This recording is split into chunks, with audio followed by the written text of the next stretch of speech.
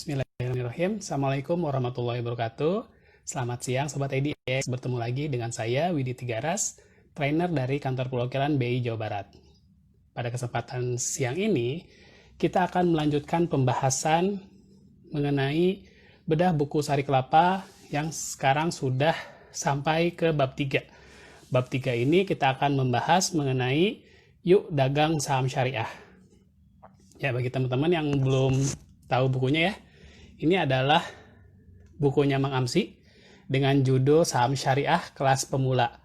Nah, pada kesiang kali ini kita sudah sampai pada bab 3 ya. Jadi bagi teman-teman yang belum nonton untuk bab 1 sampai bab 2 itu bisa lihat di channelnya IDX Jawa Barat ya, IGTV, itu bisa dilihat di situ, atau juga bisa main ke YouTube-nya Mang Amsi ya. Channel YouTube-nya adalah Syariah Syaham. Nah, di situ juga Mang Amsi sering upload ya mengenai pembahasan buku-buku tentang saham-saham syariah, termasuk juga IG Live pada kesempatan kali ini juga itu di-upload biasanya oleh Mang Amsi ya. Jadi kita sudah sampai pada bab 3. Pada bab 3 ini kita akan membahas mengenai yuk dagang saham syariah. Nah, di sini kita akan membahas mengenai efek ya saham syariah, termasuk juga mekanismenya. Termasuk juga SOTS atau Syariah Online Trading System juga kita akan bahas di dalamnya. Ya, sambil menunggu sambungan ya, kita tunggu. Nah, Mang Amsi. Ya, sambil juga banyak yang join juga, kita tunggu. Ya, bagi teman-teman di sini juga yang menonton juga akan ada giveaway menarik ya. Jadi tonton IGTV-nya. Juga selain itu juga ada giveaway menarik. Jadi bagi teman-teman yang pengen dapat giveaway, caranya tinggal komentar ya, bisa pertanyaan, nanti kita akan bacakan ke Mang Amsi ya. Bagi penanya terbaik, nah kita akan dapat giveaway yang akan kita bagikan kepada teman-teman sekalian.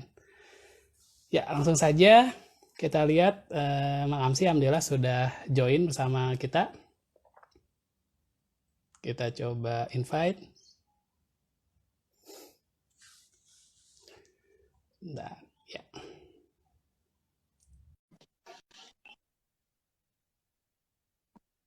Mudah-mudahan lancar ya. Teman-teman suaranya bagus? Jelas nggak? Jelas, Kang. Jelas ya. Assalamualaikum, Mang Amsi. Saya jelas nggak? Waalaikumsalam warahmatullahi. Oke. Suaranya jelas, Kang? Bentar, Mang, sedikit putus-putus. Sip. Nah, Gimana kabarnya, Mang sekarang Amsi? gimana? Alhamdulillah baik, seperti biasa. Selalu baik dan bahagia. Sehat selalu. Suaranya putus-putus ya, Kang? Halo? Bentar. Koneksinya putus-putus ya, Bang. Sebentar, Bang. Saya coba ganti ke jaringan dulu ya. Mungkin di tempat saya yang jaringannya kurang bagus. Oke. Biar lebih lancar, Bang.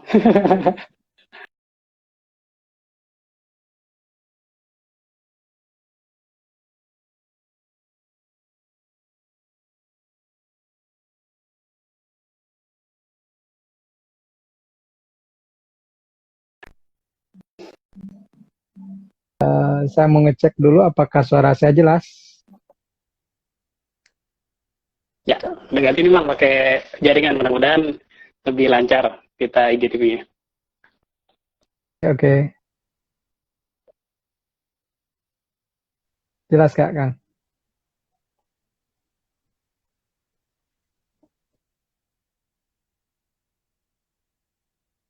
Wah, ada dari Pulau Seribu juga katanya, Bang. Jauh-jauh ya, teman-teman dari mana aja silakan masukin di kolom komentar ya. Pada dari mana aja hadir gitu, biar kita juga tahu, oh ternyata dari banyak juga ya, sampai dari Pulau Seribu juga ada. Di sini ini, Mang, mendung, Mang. Mendung-mendung udara dingin, sejuk. Oh, pantesan di situ ada agak gangguan ya. Iya. Sinyalnya mungkin ya, Kang. Iya. Kalau di sini, sinyalnya juga iya, karena kalau di sini cerah sih. Cerah. Mendung cerah ya, Bang, ya? cerah gitu deh. Iya. Kita berapa nih? 2 minggu ya? Iya, kebetulan kita udah libur 2 minggu nih, Mang. Alhamdulillah pada kesempatan kali ini kita bisa lanjut, Mang, ke bab 3 untuk pembahasan Siap. mengenai bab 3, yuk dagang saham syariah. Iya, betul. Saya sambil baca-baca lagi. Ya, jadi memang di bab 3 ini Mang Amsi banyak membahas tentang mekanisme sama beberapa syariah online trading, termasuk juga AB-nya. Juga nanti kita akan bahas tema-tema tersebut ya, Mang. Mudah-mudahan bisa memberi manfaat bagi rekan-rekan investor sekalian. Amin, amin. Ya, di bab 3 ini Mang Amsi menceritakan tentang ini, Mang. Pertama diawali dengan pertama merintis komunitas yang, Mang, di tahun 2016, yaitu adalah komunitas Betul. investor dan trader saham syariah bernama Komunitas Syariah Saham. Nah, selain itu juga yang menarik juga di sini saya membaca tentang ini, Mang. Mang Amsi waktu itu didatangi salah satu kandidat dokter ekonomi Islam asal Thailand yang pengen belajar tentang investasi saham. Nah, lalu orang itu juga tertarik, bahkan langsung action, Mang, langsung buka akun saham. Nah, itu gimana, Mang, ceritanya, Mang? Oke. Pertama-tama saya ingin mengucapkan terima kasih kepada IDX Jawa Barat yang sudah memberikan kesempatan untuk yang kesekian kalinya, kalau dari sisi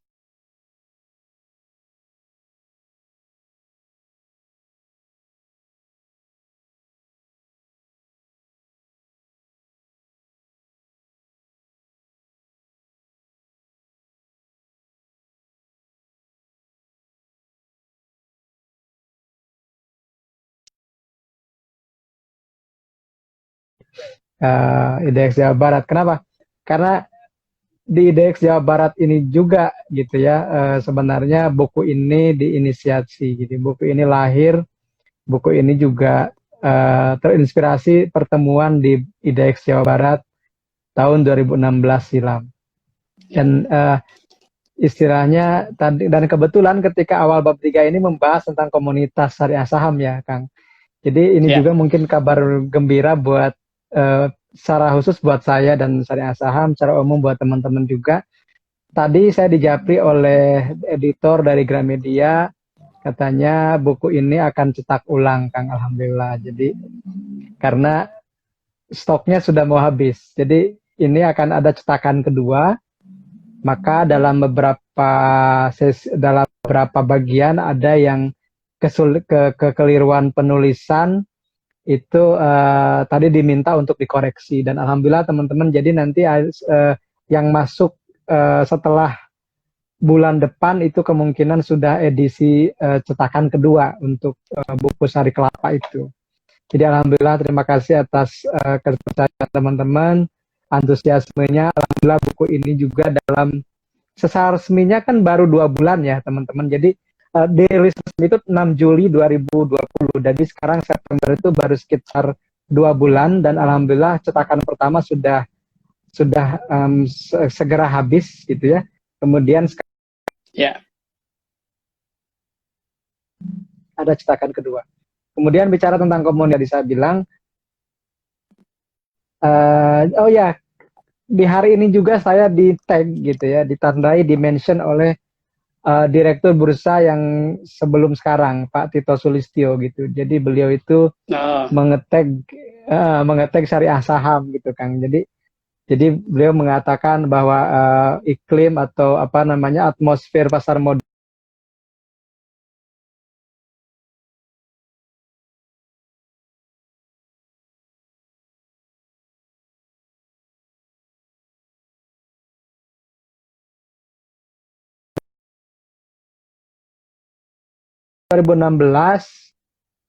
kita mulai di Telegram waktu itu. Tapi sebenarnya embrionya sudah muncul sejak tahun 2014 ketika saya sedang melanjutkan kuliah S2 di UIN Jakarta waktu itu, dan terima kasih LPDP sudah membiayai saya sampai selesai.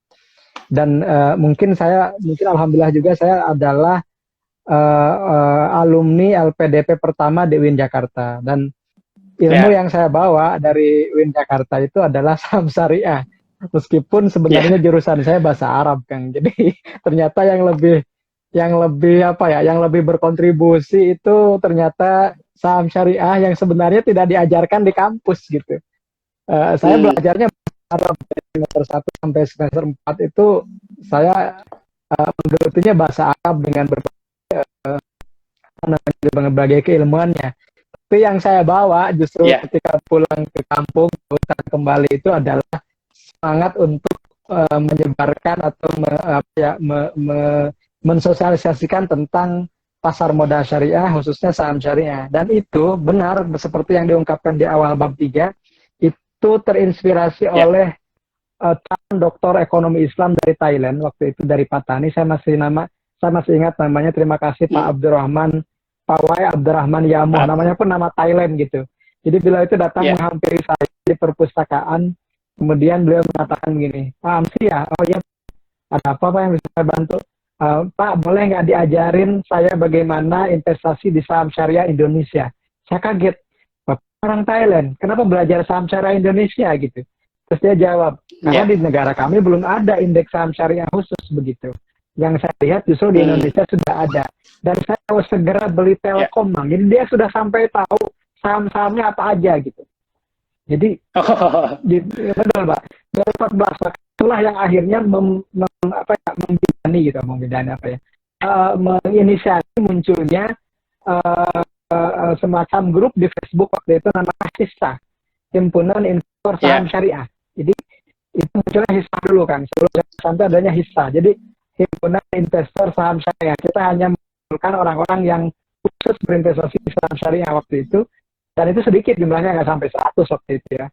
Hisah, dan hisah itu inspirasi oleh bahasa Arab yang artinya hisah itu bagian gitu. Bagian, saham, kontribusi, dividen, bahasa Arabnya hisah. Nah akhirnya karena saya suka dengan singkatan, jadikanlah hisah itu sebagai awal 2014 untuk menuliskan ide-idenya. Saya buat blog namanya ya, sarasaham.blogspot.com, belum .com waktu itu, dari yang gratisan teman-teman. Jadi kalau bagi saya yang terpenting adalah bagaimana mengembangkan keterangan tersebut dalam bentuk tulisan, karena terus terang bangga sekaligus miris waktu itu kan. Bangga karena indeks saham kita ini dikenal oleh orang luar, tapi miris tingkat literasi bangsa kita, negara kita, masyarakat kita justru rendah, paling rendah. Sampai ya, 2017 waktu itu kita cuma 0,01% literasi keuangan syariahnya untuk pasar modal ya. Jadi cuman sekitar ya, waktu itu 20.000 sampai 50.000 orang maksimal. Dan ternyata kan investor saham syariah belum nembus 100.000. Itu fakta yang tidak ya, bisa kita pungkiri teman-teman. Jadi disitulah saya merasakan kita tidak bisa merasa miris aja, tapi kita juga harus melangkah gitu. Nah makanya saya punya filosofi yang sering diungkapkan, daripada mengutuk kegelapan lebih baik ambil lilin dan nyalakan gitu. Nah lilin saya itu blog ya, sederhana tadi, syariahsaham.blogspot.com. Dan alhamdulillah 2016 kita menjadi syariahsaham.com. Kemudian juga akhirnya alhamdulillah sampai hari ini kita dikenal, dan dengan wasilahnya dan terus terang saya punya ikatan emosional dengan IDX Jawa Barat gitu. Pertama karena yang ya. mengumpulkan pertama kali adalah di Jawa Barat ya. Yang kedua yang pertama kali mengundang di event Bursa Efek Indonesia itu adalah IDX Jawa Barat di Trans Studio Mall waktu itu. Jadi disitulah saya mulai dikenal Ya, oleh IDX Pusat, IDX yang lain. Jadi terima kasih buat IDX Jawa Barat kan. alhamdulillah.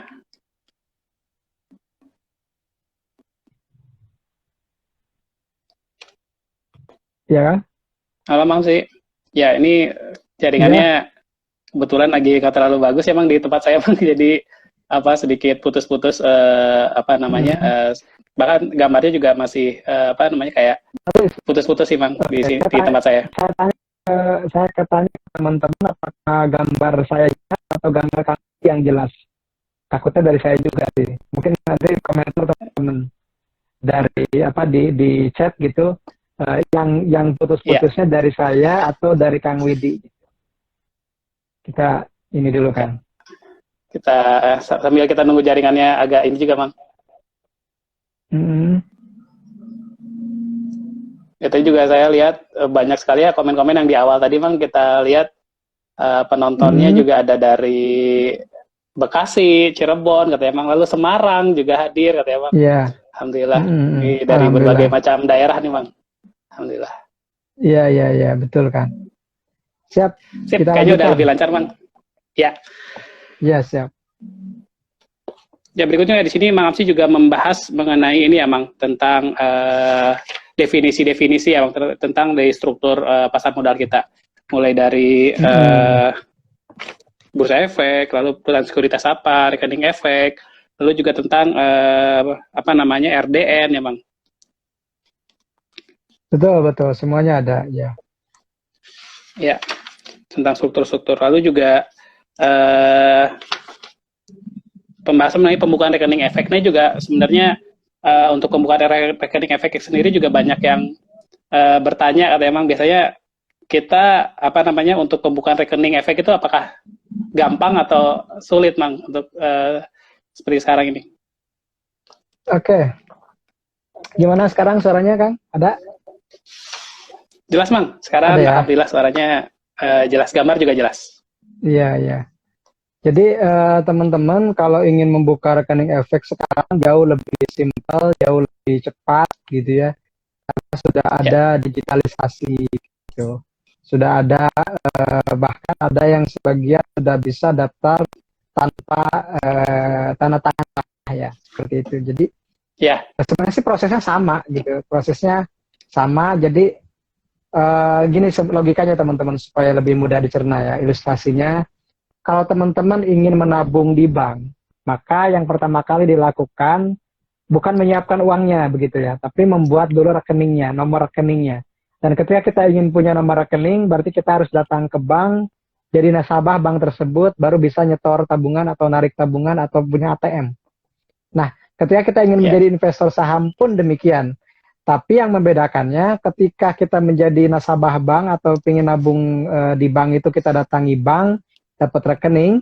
Nah, kalau menjadi investor saham itu kita datangnya bukan ke bank, tapi ke sekuritas. Ke perusahaan ya, sekuritas atau broker atau nama resminya itu anggota bursa, teman-teman. Kalau di istilah regulasinya itu anggota bursa ya, Kang ya. Jadi dan ya, itu ada 100 anggota lebih. bursa. Di Indonesia itu ada 100 lebih. Nah, kita datang ke sana, atau kalau nggak datang ya pakai online lah gitu ya. Saya itu Kang, Ya, yang hmm, pertama kali dibuka ya, pertama kali buka rekening efek itu tahun 2007. Itu ya, datang ke ininya, bukan ke ke kantornya, ke apa ya, tempat ke ya Mang ya, cabang gitu, ke cabang ya. counternya ya, waktu itu di Jalan Hmm, Banda. Jadi terima kasih buat hmm, Dana Reksa Sekuritas karena beliau mereka lah yang pertama kali membukakan akun buat pertama saya. kali Dan iya, ya. pertama kali dan inisialnya waktu itu 25 juta, Kang. Wah, Bayangkan, 25 juta waktu itu dan harga emas 9. ya, Jadi ketika saya buka rekening 25 juta itu harga emas baru 100 ribuan per gram. Jadi kalau 1 jutanya sekitar 10 gram berarti 250 gram emas sekarang. Jadi Mas, 20 ya, juta. Bayangin teman-teman 2007 itu buka rekening saham itu minimal 250 juta rupiah itu paling murah. Karena minimal ada yang 50 juta ya, waktu itu. Nah, baru setahun berikutnya ada yang mulai online. Nah, yang online-nya ini saya itu gak pernah ketemu, gak pernah tahu hmm, kantornya. Tahu kantornya itu ya, 7 tahun kemudian. 7 tahun kemudian. Jadi pas saya kuliah tadi, pas saya kuliah ya, di UIN, saya baru tahu oh, ini sekuritas saya. Selama ini cuman lewat pos aja gitu, Kang. Nah, sekarang ah, lebih simpel lagi, teman-teman. Karena apa? Karena bisa lewat HP gitu, lewat ponsel, lewat HP Android ya, yang punya Play Store atau apa, tinggal di-upload, tinggal di-download maksud saya kebalik ya. Download kemudian ya, di-upload semua data yang dibutuhkan dan itu semuanya online gitu. Kalau sekarang lebih mudah sebenarnya dan ya, inisial depositnya bahkan 0 rupiah. Ada yang membuka akun hmm, tidak perlu nyetor uang. Yang penting bikin dulu akunnya nanti sudah ada rekening dana nasabah. Nah, rekening dana nasabah baru kita store uang. Jadi sekarang lebih simpel, lebih mudah dan lebih murah begitu. Jadi sebenarnya ya, kesempatan untuk berinvestasi sebagai investor saham jauh lebih mudah sekarang dan didukung infrastrukturnya oleh pemerintah, oleh regulator, dan satu lagi teman-teman, seketika saya waktu itu masuk tahun 2007 sampai 2012, nama yang disetor itu nama perusahaan sekuritas kan. Nah Jadi betul kan, kalau kita top up nama dana tuh ke sekuritas. rekening sekuritas. Jadi misalnya PT Ah, ABCD gitu. Dulu juga saya ya, seperti itu, BCA, BTS, ABCD. Nah, sejak ada kejadian 2008, maka ya, OJK waktu itu Bapepam ya, itu langsung memperketat regulasinya dan sekarang kita menyetor itu atas nama kita. Jadi teman-teman menyetor rekening itu atas nama kita sendiri gitu. Jadi kenapa di ya. awal kita harus menuliskan rekening dana nasabah? Karena rekening dana nasabah itu yang atas nama kita. Jadi kita menyetor ke tabungan kita sendiri. Kita menyetor ke rekening dana kita sendiri, bukan ke rekening nasabah, bukan ke rekening yang perusahaan efeknya. Perusahaan efek cuma ngelola apa namanya memperlakukan jual belinya saja kan seperti itu, kan mengeksekusi ya, mengeksekusi Ya, trading buy dan sell-nya saja gitu. Sementara ya. uangnya ada di kita dan kalau sudah jadi saham ada di Kastodian Sentral Efek Indonesia atau KASEI.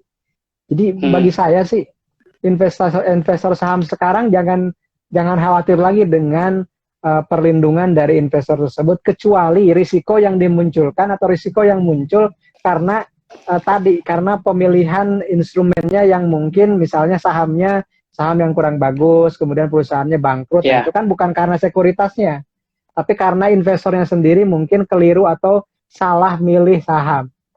Jadi Ya. risiko ada di tangan kita sendiri gitu, Kang. Ya, berarti kalau seperti itu kita tuh sebenarnya investasi di pasar modal itu dengan keadaan seperti sekarang lebih mudah, lebih murah, sama lebih Mm-mm. aman ya, Bang.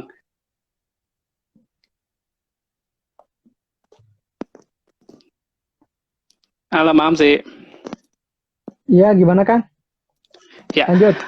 jadi kalau misalnya seperti yang tadi Bang Osi sampaikan, berarti investor-investor yang sekarang itu sebenarnya kalau kita mau mulai berinvestasi itu lebih mudah, lebih murah, sama lebih aman ya, Bang, karena sudah ada RDN. Betul, betul, betul, Ya, Kang. ini juga sebenarnya Sekali banyak juga yang lebih aman.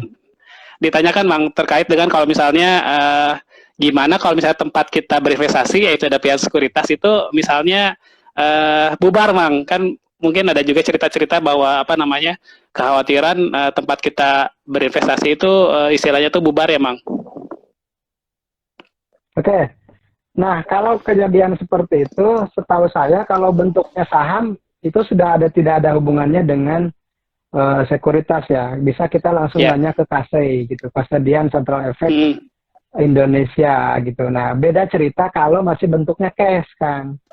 Nah, kalau Ya. bentuknya masih cash, nah itu mungkin ada masih kita bisa tanyakan ke sekuritasnya. Dan ini mungkin Kang Widi yang bisa menjelaskan. Nah, kalau terjadi seperti itu bagaimana nih? Misalnya si perusahaannya pilot gitu. Apakah dan kita masih punya cash? Nah, kita mencari apa namanya ingin mencairkan uang kasnya itu kemana, Kang? Misalnya saja dibalik nanya.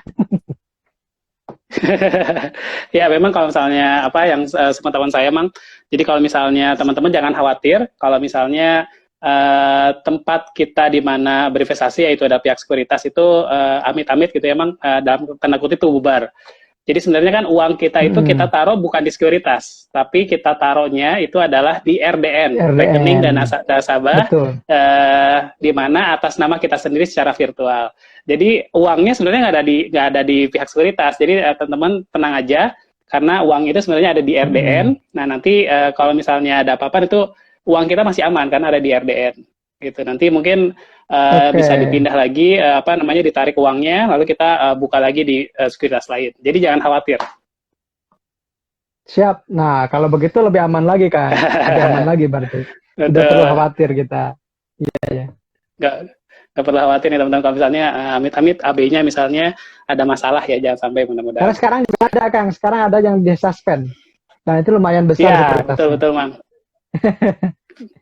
Ya, Jadi apalagi dalam keadaan seperti ini berarti Mang ya itu kan dimana ya keadaan lagi apa namanya istilah tuh banyak aspek yang kena dampak pandemik gitu ya. Kita juga harus tahu nih gimana tempat kita berinvestasi apakah aman atau enggak. Nah, mudah-mudahan bisa menjawab nih kalau misalnya teman-teman ada iya. pertanyaan atau ada kekhawatiran. Nah, uang saya gimana nih kalau di sekuritasnya nanti ada apa-apa gitu. Nah, ternyata uang kita ada di pihak di DRDN, jadi nggak terkait dengan pihaknya Sekuritas, insya Allah aman. Iya, Kang. Nah, lalu terkait dengan kemudahan berinvestasi juga tadi seperti yang Bang Asri sampaikan, jadi sekarang itu sudah semakin mudah ya Mang kalau kita mau buka rekening efek. Jadi kalau tadi Mang Asri sampaikan waktu 2007 tuh buka akun saham sampai dengan 25 juta ya Mang untuk buka akun saham dengan waktu itu harga waktu itu. Harga emas waktu itu masih 100.000. Jadi kalau kita samakan keadaannya seperti sekarang ini, kurang lebih kita buka akun saham sampai kurang lebih sekitar 250 juta ya Mang untuk bisa menjadi seorang investor waktu zaman 250 juta. Ya, betul, iya, 250 juta karena satu gramnya sekarang udah 1 juta ke atas ya, 1 juta lebih.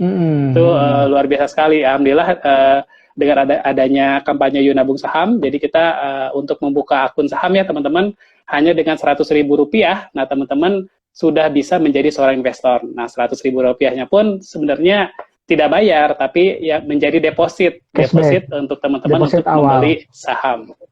Deposit awal. Jelas ya, teman-teman. Lalu juga berikutnya adalah tentang ini, Mang.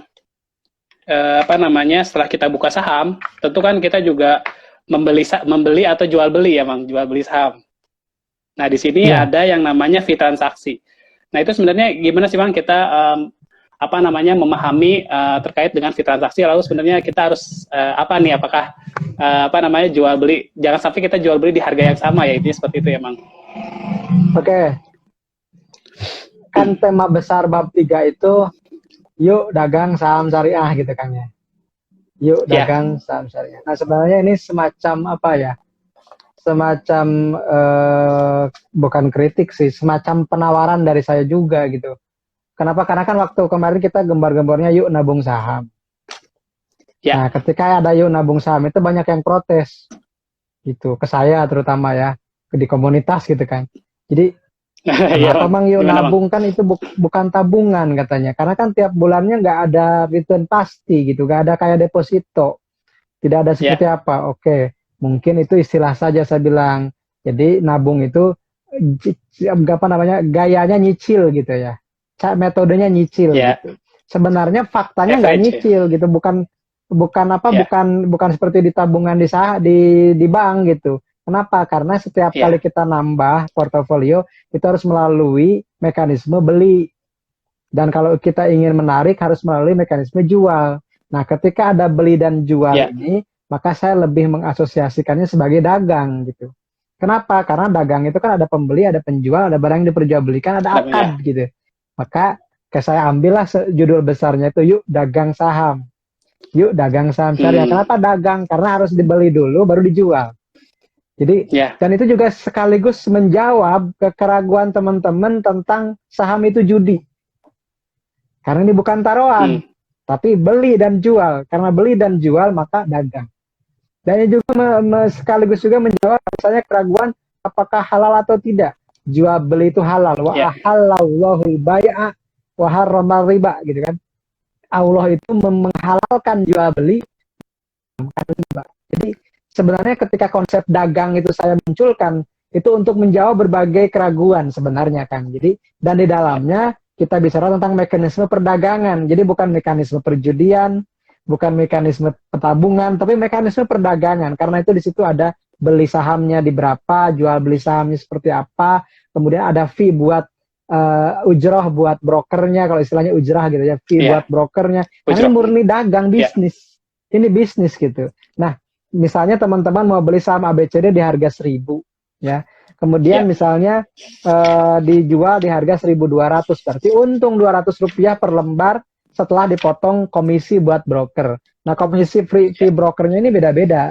Tergantung kebijakan sekuritas masing-masing. Tapi kalau kita beli di 1.000 dijual di 800, berarti kerugian yang kita dapat. Nah, karena rugi, ya kita juga harus. Nah, yang sebenarnya tetap untung itu broker.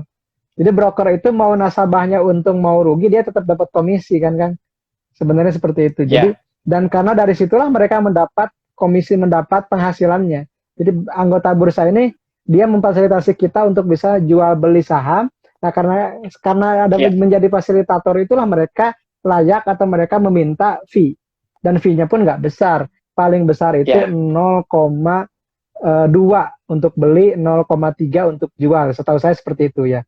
0,3, 0,4. Jadi tidak sampai 1%. Beli dan jual itu teman-teman nggak sampai 1%. Karena itulah kalau kita ingin menjadi pedagang saham, katakanlah seperti itu, maka minimal kita harus punya kenaikan harganya itu lebih dari 1%. Karena kalau cuma 1% berarti buat tutup komisi brokernya doang gitu. Jadi misalnya kalau kita punya saham di harga 1.000, maka minimal 1.020 itu ada untungnya. Kalau 1.010 itu mungkin masih terkena komisi, jadi mungkin imbas atau mungkin bahkan minus gitu. Jadi kalau lebih enaknya sih di atas 1% ya. Misalnya 2%, 3%. Nah, kalau yang dagang harian. Kalau yang dagang bulanan atau sampai tahunan itu apa lebih gak terasa lagi gitu. Kenapa? Misalnya kayak BRIS, misalnya yang teman-teman yang beli di 100-an atau 150 jual di 1.000, itu kan sudah 700%. Nah, fee 1%. Fee-nya tetap 1% teman-teman. Meskipun naiknya sudah 70%, fee-nya cuma 1% tetap. Kayak lebih dari 1% maksud saya. Jadi mau untung 1%, mau untung 100%, mau untung ratusan persen, broker cuma mintanya 1% aja dari total transaksi yang ada. Jadi persentasenya tidak berubah. Yang mungkin yang berubah ya jumlah jumlah nominalnya karena dari saham yang sudah naik. Mungkin gitu kan. Iya. Jadi kita jangan sampai jual beli di harga yang sama ya, Mang. Jadi kalau bisa kita lebihin 1%, 1% pun kita masih untung 0,5 sebenarnya dari fee transaksi. 1,5 lah minimal. Kalau ada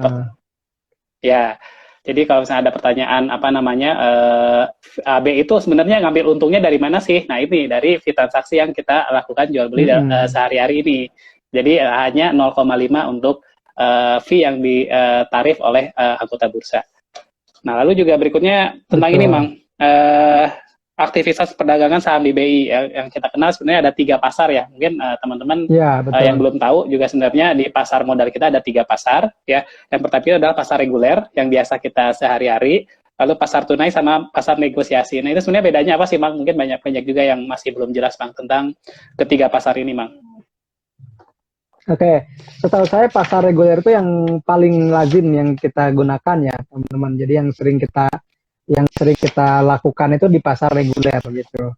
Nah, dan itu penyelesaiannya T+2 gitu kan. Jadi di situ memang namanya perdagangannya itu secara lelang yang berkesinambungan atau kita kenal sebagai buy al-musawamah dalam konteks akad ya, atau continuous auction market. Jadi pasar lelang berkelanjutan.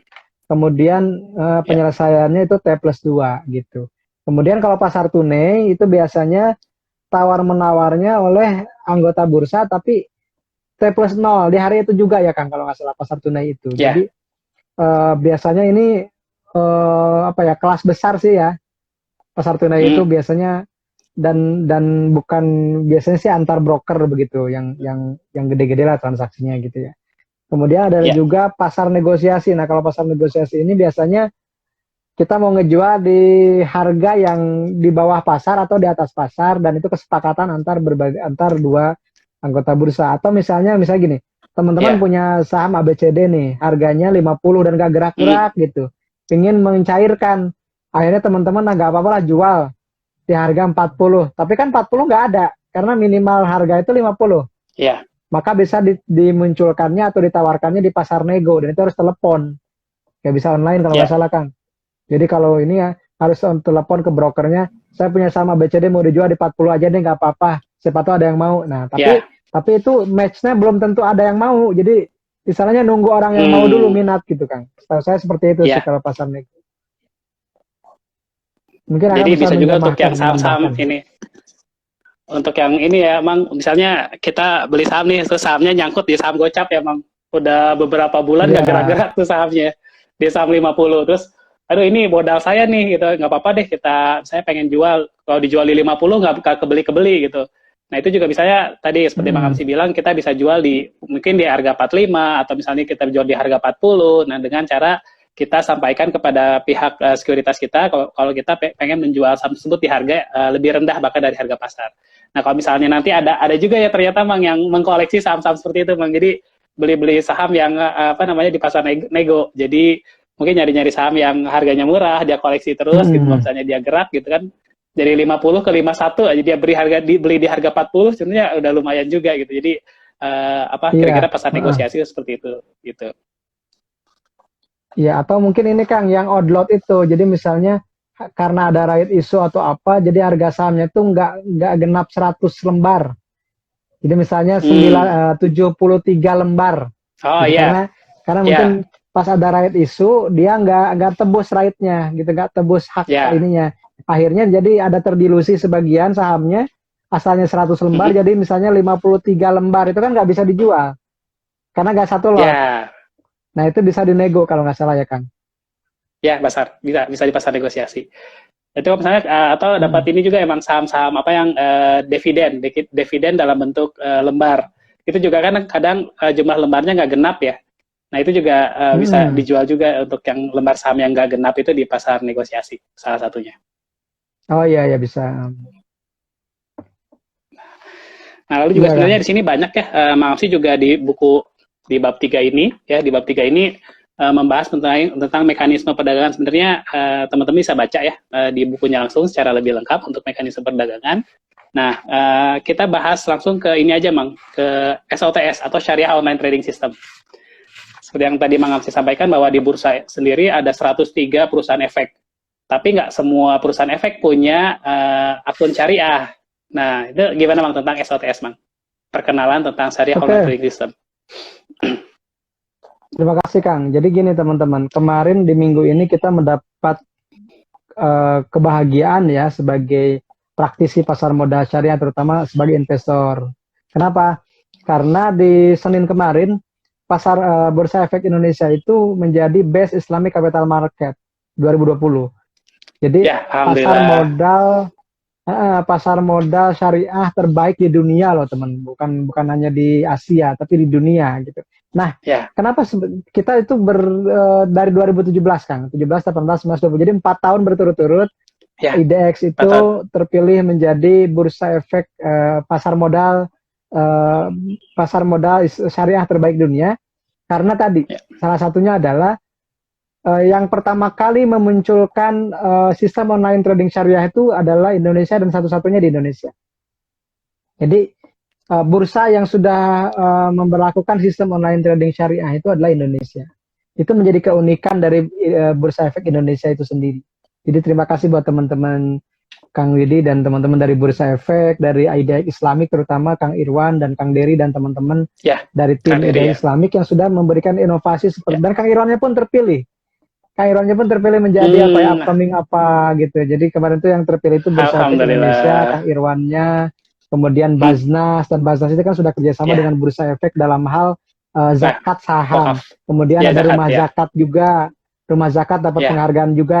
Beliau juga kerjasama dengan beberapa sekuritas untuk wakaf saham. Jadi ya. kemarin yang terpilih di GIFA ya, Global Islamic Finance Award itu adalah mereka lembaga-lembaga yang sangat concern dengan pasar modal syariah.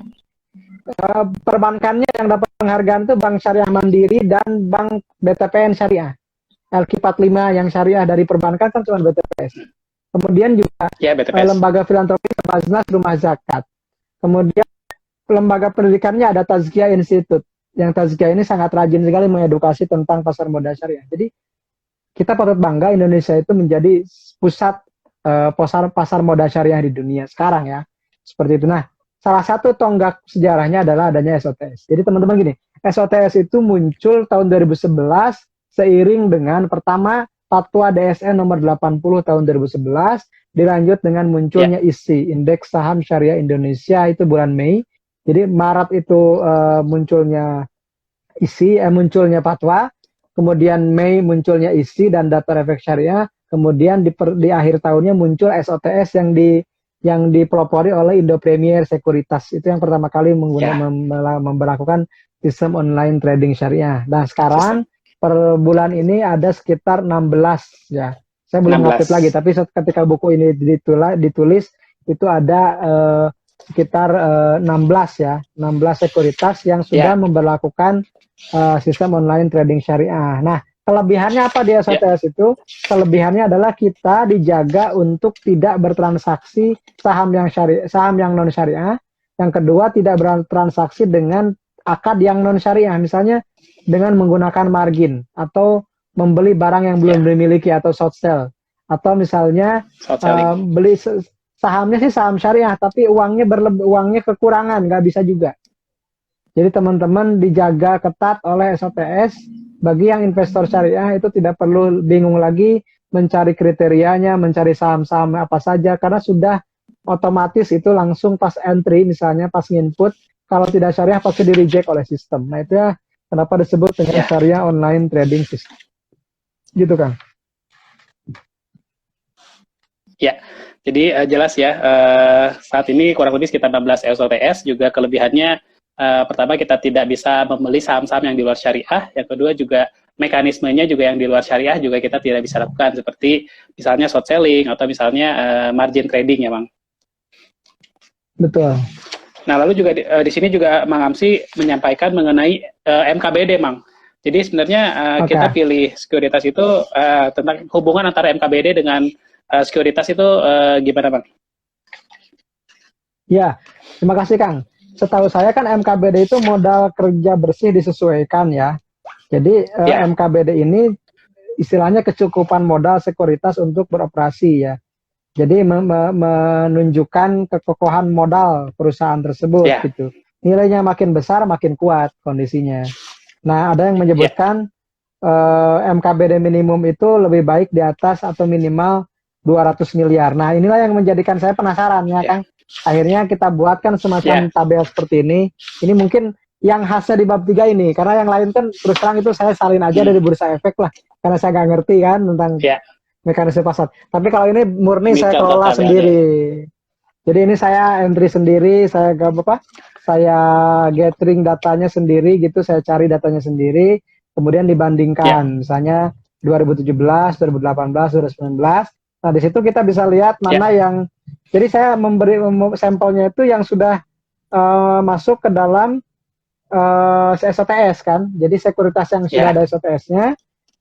Kemudian saya tulis, saya cari datanya dan ternyata saya ranking. Akhirnya di situ misalnya ada yang pertama ada Mirai ya. Mirai itu sekitar 985 miliar gitu kan. Itu ratanya.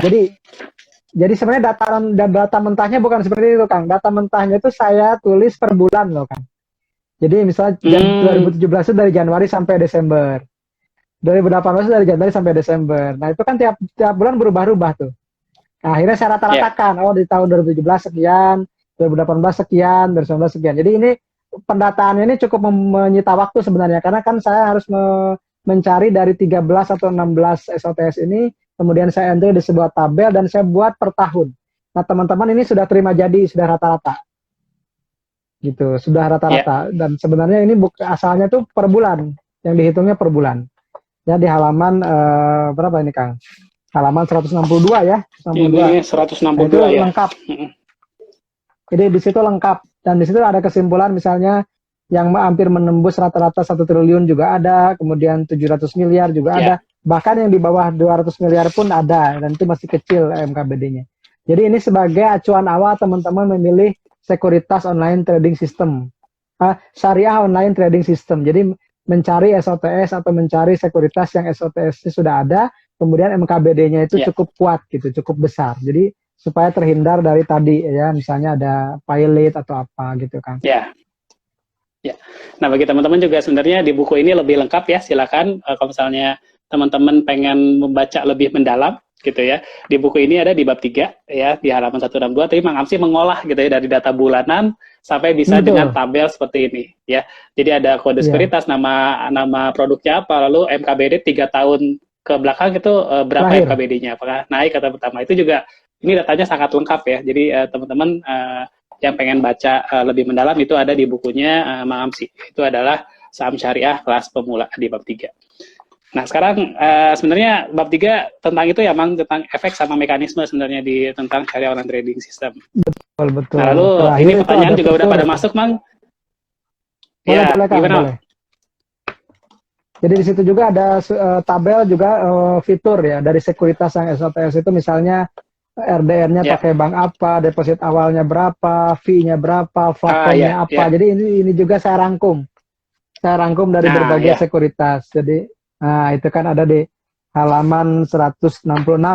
Jadi kan nah, memang buku ini ya, kan ditujukan buat pemula ya Kang. Jadi segala apapun yang ya, dibutuhkan pemula, bahkan kalau bingung milih sekuritas apa, jadi kita buatkan tabulasinya seperti hmm, apa fiturnya apa supaya orang nggak nanya lagi. Nah ini mungkin kan terus ada perkembangan. Makanya saya jelaskan di akhir itu untuk mengetahui perkembangan terbaru layanan sekuritas, silakan kunjungi website hmm, masing-masing anggota bursa di atas. Karena bisa saja kan ya, berubah tiap tahun kebijakannya, fiturnya seperti itu, Kang. betul, betul.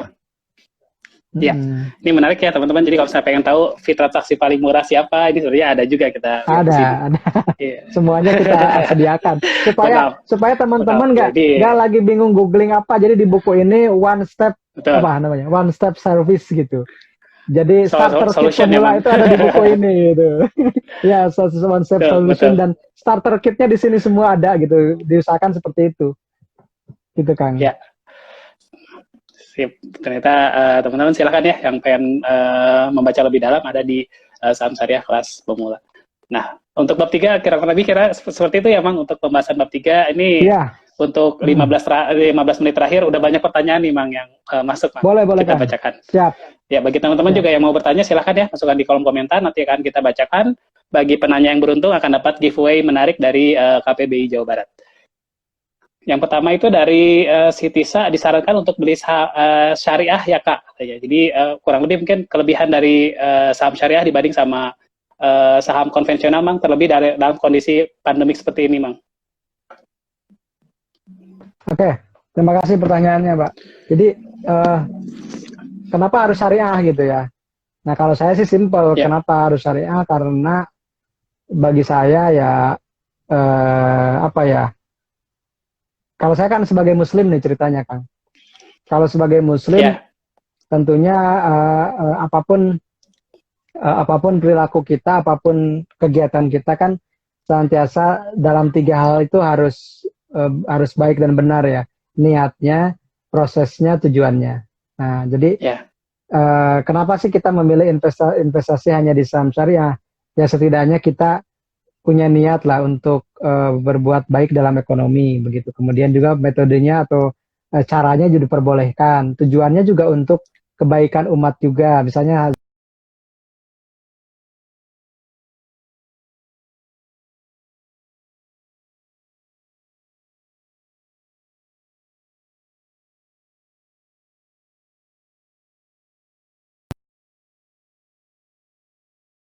itu sih Kang. Jadi kalau bagi saya ya investasi syariah itu sebuah pilihan dan apa namanya dan belum tentu itu semua orang cocok gitu ya.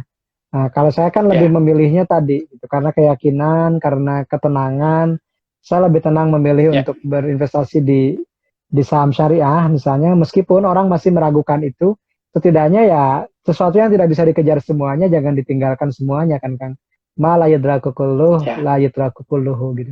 Sesuatu yang tidak bisa kita lakukan semuanya, jangan sampai kita tinggal karena a priori, gitu, atau karena apatis. Kenapa?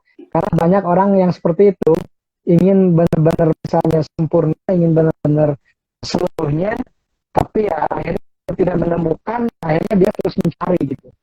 Padahal sebenarnya ya, kita melakukan sesuatu yang sudah disediakan, meskipun belum maksimal, kita sambil berproses. Kemudian misalnya gini kan, teman-teman juga ada yang suka nanya, Mang, emang beneran tuh saham itu syariah? Kan itu sederhana sekali jawabnya. Ya udah, karena udah ada fatwanya kan, itu satu. Tapi emang saya penasaran ya. nih, ada yang masih kemarin kan ada ya hutangnya misalnya gini. Oke, berarti tugas kita Bebas selanjutnya adalah merdeka dari riba. mencari Ya, mencari lagi, menyaring lagi ya, saham-saham syariah yang versi OJK itu kita saring lagi menjadi saham-saham yang benar-benar bebas bunga, bebas pendapatan non halal. Itu bisa teman-teman. ya. Jadi kalau kemarin saya sih baru menawarkan 8 atau 7 itu dari yang Hmm, DI saja sih Kang. Sebenarnya kalau dari isinya belum saya kaji. ya, Mungkin ntar saya bikin buku sendiri nanti. Jadi ya, saham-saham itu yang Mang. murni syariah Ah, beneran. Nah itu kan kayaknya betul, itu akan betul Mang. diburu tuh buku Setuju itu. Mang. Nanti deh kalau sudah Ini juga selesai buku sebenarnya kedua menarik ya. ketiga deh Ya. gitu ya. Iya betul. Jadi gitu karena belum ada, Mendukung Mang. karena belum Misalnya ini ada. juga Atau mungkin teman-teman. pembahasan, ya, pembahasan menarik ya. Jadi selama ini juga banyak yang apa namanya bertanya-tanya. Salah satu yang bikin ragu adalah disebutkan bahwa belum sampai saat ini belum ada perusahaan yang sebenarnya bebas dari riba gitu, atau misalnya hutangnya nol gitu. Dan ternyata berdasarkan laporan keuangan kemarin emang di semester 2 ada loh ternyata saham-saham yang ternyata bebas dari hutang riba ya ke perbankan. Itu juga bisa dilihat emang di channelnya Mang Amsi ya, di saham syariah, minimal, channel YouTube-nya. Minimal 4 itu pasti syariah, Kang. Minimal yang 4 itu pasti syariah. Yang BRIS, BTPS, PNBS, JMAS itu pasti, karena itu kan emiten aktif yang tidak dilakukan lagi. Karena pasti itu nggak ada dana non syariah, nggak ada bunga non halal. Karena mereka sudah menyatakan emitennya emiten syariah, sudah ada DPS-nya, sudah ada dewan pengawasannya dan yang lainnya. Minimal, jadi kalau menyatakan tidak ada satupun saham di bursa efek yang tidak syariah, itu juga keliru. Karena minimal 4 itu udah pasti. Gitu. Yang 4 itu udah pasti karena mereka itu aktif gitu, bukan emiten pasif, bukan emiten yang dilihat oleh OJK, tapi emiten yang menyatakan diri bahwa kami memang emiten syariah. Itu pasti. Jadi kalau ada yang menyatakan tidak ada satupun saham di bursa yang syariah, berarti mereka tidak baca. Karena minimal 4 itu udah pasti. BTPS, BRIS, kemudian PNBS dan JMAS itu sudah pasti syariah. Karena mereka tidak terkait dengan modal-modal yang non syariah. Kalau ditanya lagi kan, Mang, BRI syariah itu anaknya berana, itu kan akhirnya kita suka mencari sesuatu yang tidak mau dilakukan ketimbang mau dilakukan gitu kan. Nah, itu ya terserah masing-masing orang bisa berbeda ya. Restriksi itu bisa berbeda-beda gitu. Lalu lanjut dari pertanyaan RDD garis bawah Tohari, saya izin bertanya Pak, tadi jelaskan bahwa uang kita tetap aman jika sekuritasnya failed. Pertanyaannya, bagaimana jika perusahaan syariah yang kita beli sahamnya keluar dari kategori syariah? Apakah uang kita tetap aman atau harus buka akun konvensional juga? Oke. Di beberapa sekuritas ya Kang, tidak semuanya. Jadi kalau misalnya ada saham syariah itu dikeluarkan dari isi, maka itu akan pindah ke reguler. Biasanya gitu. Jadi karena kalau yang investor syariah itu dia punya 2 akun biasanya. Jadi dia langsung punya 2 akun. Kalau di beberapa sekuritas, tapi saya nggak tahu apakah semuanya seperti itu atau tidak ya. Perlu dipelajari juga. Nah, tapi kalaupun misalnya keluar dari kategori saham syariah, maka itu muncullah namanya risiko syariah. Jadi risiko dikeluarkan dari indeks syariah, itu menjadi salah satu risiko. Nah, bagaimana? Itu biasanya diberi waktu sekitar 10 hari ya untuk melepas saham tersebut. Kalau reksadana, kalau pengelola reksadana itu diberi waktu 10 hari sejak efektif untuk rebalancing portofolionya dari yang non syariah. Nah, kalau kita ingin bertindak selayaknya manajer investasi pun bisa melakukan hal seperti itu. Jadi sebelum 10 hari kita sudah mengeluarkan saham non syariah itu dari portofolio kita gitu. Seperti itu. Itu mazhab yang pertama. Kalau mazhab yang kedua kan, Mang, ini cuma temporer. Siapa tahu di periode berikutnya masuk lagi syariah, ya itu nggak masalah juga. Tapi mungkin selama memegang saham tersebut, kalau dijual berarti hasil keuntungannya tidak syariah dong. Karena yang kita beli kan non syariah, kan seperti itu. Jadi itu kembali ke masing-masing pemahaman gitu Kang. Kalau ada yang, kalau saya kan tipikal kalau keluar saya lepas semua. Kecuali yang disuspend. Kalau disuspend kan nggak bisa dijual ya. Misalnya kita punya saham non syariah tapi disuspend karena salah satu yang disuspend itu kan karena belum muncul laporan keuangan misalnya, disuspend nih, nggak bisa dijual. Itu kan bukan salah kita ya. Nah kemudian misalnya kalau saya tipikal seperti itu, kalau sudah keluar saya lepas aja gitu. Kenapa? Karena saya tidak mau nanti hasil penjualannya itu hasil penjualannya jadi ribet lagi lah. Pokoknya beresin aja gitu. Tapi ada juga yang Mang nunggu aja nanti juga masuk lagi. Tapi kan ternyata ada beberapa tahun kayak emang nggak masuk juga lagi gitu. Gak masuk. Contoh misalnya yang udah setahunan lebih WSKT dulu syariah favorit. Sekarang nggak masuk di isi kan. Jangankan JI, isi pun nggak masuk gitu. Kalau dulu kan langganan JI itu WSKT. Sekarang udah berapa? Udah 2 periode nggak masuk. Ternyata di periode berikutnya pun belum masuk juga kan. Nah, kalau saya kan ambil aman aja supaya tidak terlalu di saham non syariah, ya udah jual aja. Kalau saya sih seperti itu kan. Mungkin ya berbeda tiap orang itu. Ya. Lalu berikutnya pertanyaan dari @May K Ludai. Apakah pasar negosiasi sesuai dengan prinsip syariah? Nah, Pasar negosiasi, ya setahu saya kan pasar nego itu kesepakatan harga ya Kang, seperti itu. Ya, Dan selama mekanismenya jual beli kan tidak masalah, ya. itu tidak masalah. Selama Jadi tidak melanggar yang syariat emang. menjadikan non syariah yang menjadikannya tidak syariahnya apa dulu gitu. Mungkin itu yang perlu dijawabnya. Ya, Kalau selama tidak ada yang kan gini, kalau syariah itu sederhana. Sesuatu dalam muamalah itu boleh sampai ada dalil yang mengharamkannya. Nah, ketika misalnya ya. di pasar nego itu yang menjadi ketidak syariahnya apa misalnya? Kalau memang ada ya berarti nggak boleh. Tapi selama itu boleh jual beli, tidak ada bunga di situ ya nggak masalah. Kalau saya sih seperti itu.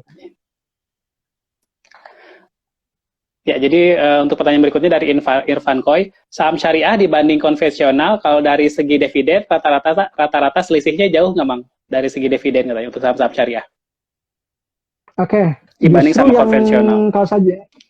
Oke, di sini ada bukunya Kang. Di lampiran kita cek. Nah, jadi di lampiran itu, di lampiran itu ada saham-saham yang selalu bagi dividen sejak tahun 2009. Nah, Ya. itu ada yang sampai 30 kali gitu. Dalam 10 tahun terakhir, dalam itu sudah 30 kali. Artinya dia bisa membagi 3 sampai 4 kali per tahun. Dan yang paling minimal ya mungkin 10 kali karena 10 tahun. Nah, yang terpenting adalah bukan rutinnya saja, tapi gedenya juga. Dan itu pernah kita bahas di ini, Kang, di apa namanya di YouTube kan, ada saham syariah ini apa namanya dividennya lebih mengungguli deposito misalnya. Dan itu didominasi oleh saham-saham batubara. Dan saham-saham batubaranya ini saham syariah. Gitu kan. Ya. Saham batubaranya saham syariah. Jadi saham-saham yang membagikan dividen besar itu justru saham-saham syariah juga. Seperti itu. Jadi teman-teman nanti bisa cek bahwa saham-saham yang dividennya menarik dan rutin itu, saya beri contoh deh. Saya itu punya satu akun yang khusus beli saham PTBA, Kang. Jadi kenapa PTBA itu rata-ratanya di atas 10% per tahun. Rata-ratanya di atas 10%. Jadi kalau saham PTBA jatuh itu saya cicil gitu. Kenapa? Karena saya ngejar dividennya. Dividennya. Jadi ya. dividennya gede gitu PTBA itu. Dan tahun kemarin aja yang tahun 2020 ini 300 rupiah, 300 sekian, harganya 2000-an. Jadi sekitar 13 sampai 15% dividennya itu. Jadi bayangkan kalau teman-teman punya saham yieldnya itu hampir 15%. Jadi kalau misalnya kita coba cek ya, saya sambil cek. Jadi kalau misalnya kemarin bahkan kita punya kayaknya di atas 30 malah, Mang. Yieldnya itu. Pas kemarin pas jatuh harga sahamnya itu. Oh iya, bisa terjadi Kang kalau misalnya itu dan jadi kalau jatuh itu kan kemarin 1.800 ya, pernah ya. Nah, 1.800 kalau 300 kan berarti hampir 20%. Hampir 20% ya. Seperti itu. Jadi saya punya saham. Nah, kemarin kan dapat dividen tuh dari PTBA. Nah, dividen itu nggak saya ambil. Saya belikan lagi PTBA. Dibelikan lagi. Ya. Dibelikan lagi saham PTBA. Jadi nanti tahun depan itu saya punya dividennya udah naik dari yang kemarin. Gitu. Dan kalau jatuh lagi ke bawah, saya beli lagi di bawah. Gitu. Dan kita punya harga rendah, average-nya rendah, kemudian dividen tetap. Jadi saya melihat bahwa saham-saham dengan dividen besar itu ada di batubara, PTBA, Adaro, Samindo Resources atau MIOH ya, ITMG. Kalau ITMG sih mungkin kalau teman-teman yang nggak kuat dengan penurunan harganya mungkin lumayan Kang gitu ya. Jadi kalau PTBA kan nggak terlalu jatuhnya nggak terlalu dalam. Gitu. Kalau nggak terlalu dalam kalau di tahun sekarang, kalau dari 5.000-an sih dalam lumayan gitu. Tapi ya tadi kalau gini kayak Pak Kang. Kalau saya itu mengkombinasikan antara teknikal dengan fundamental gitu. Jadi kalau PTBA misalnya kita masih bisa beli karena katakanlah dia masih bisa naik gitu ya nilainya begitu harganya. Sekarang juga kalau kita lihat secara chart di 2200 itu ujian terbesarnya karena itu adalah garis rata-rata 200 hari gitu. Kalau sudah tembus 2200 kemungkinan dia uptrend. Karena dia selalu mentok di rata-rata 200 tahunan. Mentok lagi. Nah, tinggal kita kan kemarin ketika misalnya bayangkan ketika bulan Maret itu PTBA itu nyentuh 1.300. Jadi kalau 1.300 teman-teman bisa beli waktu 1.400 ya, 1.385. 1.400 dan dividennya 300, lebih 320 atau 330. Berarti itu kan Ya, sekitar 25%. Jadi dalam setahun kita dapat yield 25% kalau deposito itu 5 tahun. Seperti itu. Jadi betul. kalau Ya. kalau saya sih menyarankan kalau buat dividen saham-saham batubara. Ya, ini juga sebenarnya pertanyaan-pertanyaan yang masuk mirip-mirip ya pertanyaannya, bisa saya simpulkan sebenarnya terjawab ya di beberapa pertanyaan tadi. Karena waktunya Bang 1 menit lagi udah mau habis, Oh, siap. tinggal kerasa 1 jam. Ya itu juga sebenarnya pembahasan kita yang terakhir menarik ya Bang. Mungkin kita bisa adakan sesi baru ya Bang untuk Siap. berburu dividen saham syariah. Itu Nah, sebenarnya menarik juga. Mungkin teman-teman yang menarik, setuju menarik. boleh komen Benar-benar. ya apakah setuju kita bahas untuk berburu dividen untuk saham-saham syariah. Masukkan di kolom komentar ya. Apabila setuju, kita akan buatkan sesi khusus untuk pembahasan tadi berburu dividen di saham syariah. Baik Bang, mungkin sebagai penutup sebelum waktunya habis Bang untuk pembahasan kita minggu ini. Oke, terima kasih Kang Yudi, terima kasih Dex Jawa Barat. Teman-teman jangan ragu lagi untuk berinvestasi di pasar modal syariah Indonesia, karena pasar modal syariah Indonesia adalah bursa terbaik di dunia, diakui oleh teman-teman kita dari luar negeri sekalipun dari seluruh dunia, dan jangan ragu lagi karena sudah dijamin secara perlindungan investornya, tinggal actionnya silakan segera untuk dilakukan. Gitu kan? Alhamdulillah. Baik Bang, Alhamdulillah pembahasan kali ini juga banyak juga Bang yang bilang setuju katanya komen-komennya. Mungkin insya Allah nanti kita akan bahas ya Bang Siap. untuk berburu dividen ya. Wah banyak sekali nih komennya. Ayo, Tungguin ya ayo. teman-teman, mudah-mudahan ada waktunya kita bahas. Follow juga Instagram IDX Jawa Barat, juga @syariahsaham ya Bang. Ya, mungkin di bab 5 kita bisa bahas karena itu ada lampiran. 2 Siap, minggu lagi. di bab 5 kita akan bahas juga. Siap. Jadi teman-teman silakan follow akun Instagram IDX Jawa Barat, juga @syariahsaham, termasuk akunnya Mang Amsi. Juga bisa tayangan ini juga bisa ditonton ulang ya Mang di channel YouTube-nya Mang Amsi, Syariah Saham. Juga boleh ditonton ulang yang ketinggalan pembahasan di awal juga membahas bab 1, bab 2. Baik Kang Amsi, alhamdulillah untuk pertemuan kali ini saya ucapkan terima kasih banyak. Mudah-mudahan bermanfaat bagi teman-teman di kelas semuanya. Amin, nuhun Kang. Ya. Salam Wabillahi taufiq hidayah. Assalamualaikum warahmatullahi wabarakatuh. Terima kasih semua. Waalaikumsalam warahmatullahi wabarakatuh. Dadah, nuhun Kang.